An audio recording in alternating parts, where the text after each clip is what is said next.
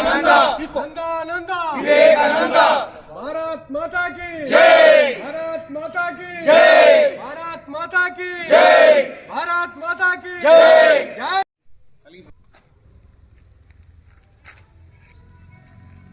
ఈరోజు శుభదినం. ఎందుకంటే ఇక్కడ మహనీయుడు అంటే స్వామి వివేకానంద జన్మించినటువంటి రోజు. ఇది చాలా పవిత్రమైంది. ఇది మన భారతదేశానికే ఆదర్శమైనటువంటి పురుషుడు. అంటే ఈయన ముందు కాలంలో ఏ విధంగా ఉండంటే మనల్ని గుర్తించేవారే లేకుండిరి.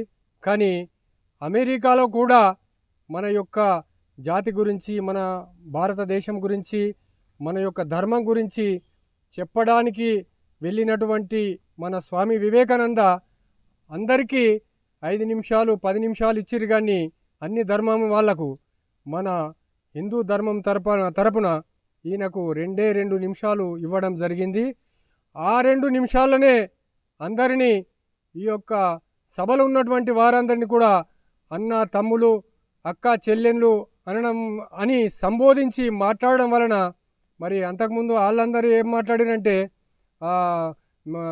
జెంటిల్మెన్, లేడీస్ అండ్ జెంటిల్మెన్ అని మాట్లాడడం జరిగింది. అంటే దాంట్లో ప్రేమ లేదు.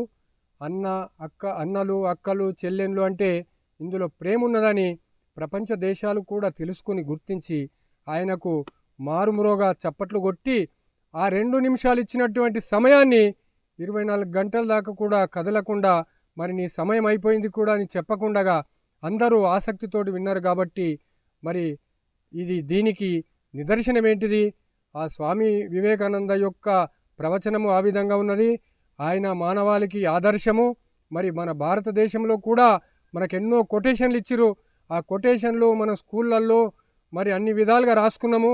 అవి చదివి ఆ నడక నడుస్తే మనము మన జీవితాన్ని తరించి మన అందరము సోదర భావంతో మరి భారతీయులుగా మనము మెదలడానికి అన్ని అవకాశాలు ఉన్నాయని అందరూ గుర్తించి అవి మనము పాటిస్తున్నాము.